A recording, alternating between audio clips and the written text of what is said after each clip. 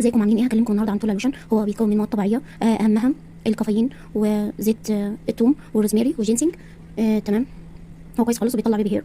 تمام. انا هسيب لكم صوره المكونات بتاعته في الوصف تحت.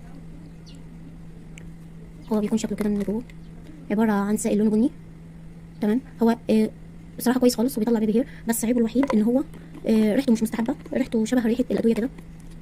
تمام. كمان البخاخه بتاعته لما تيجي ترشي بترش على نطاق واسع، يعني ممكن ما توصلش للاطراف كويس. انا كنت جايباه في عرض 1+1.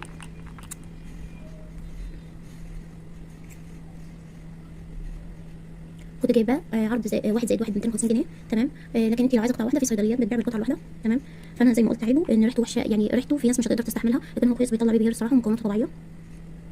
وكمان البخاخه بتاعته بتبقى البخاخه بتاعتها كبيره، يعني ممكن ما تجيش على الجذور. فانا يعني عشان اتغلب على الحته دي بعمل ايه؟ بجيب سرنجه بس تكون نظيفه، لو اول استخدام ليها تمام، لو مش اول استخدام ليها يبقى بعقمها بميه مغليه وكحول. تمام. فانا بعمل ايه؟ بدخل بالسرنجه مثلا وبسحب مثلا سنتي. تمام.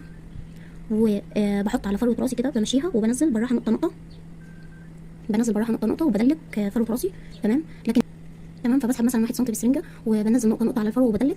الطريقه دي انا كنت شايفاها من دكتوره تجميل، كانت بتعمل لزميلتي جلسه بالديرمابين، فكانت بتسحب من الامبول بالسرنجه، وبعدين بتشيل السن وبتنزل نقطه نقطه مع فروه الراس وبتمشي على الفروه كلها. تمام. لو مش متاح دي في طريقه تانية، او انت مش كل شويه عايزه تعقمي وكده، او يعني كل شويه تستخدمي السرنجه، في تجيبي اي قطره عندك فضيت تغسليها وتعقميها كويس، بعدين تمليها من تله وكده، وانت تمسكي سنها وتمشي برضه كلها على فروه راسك.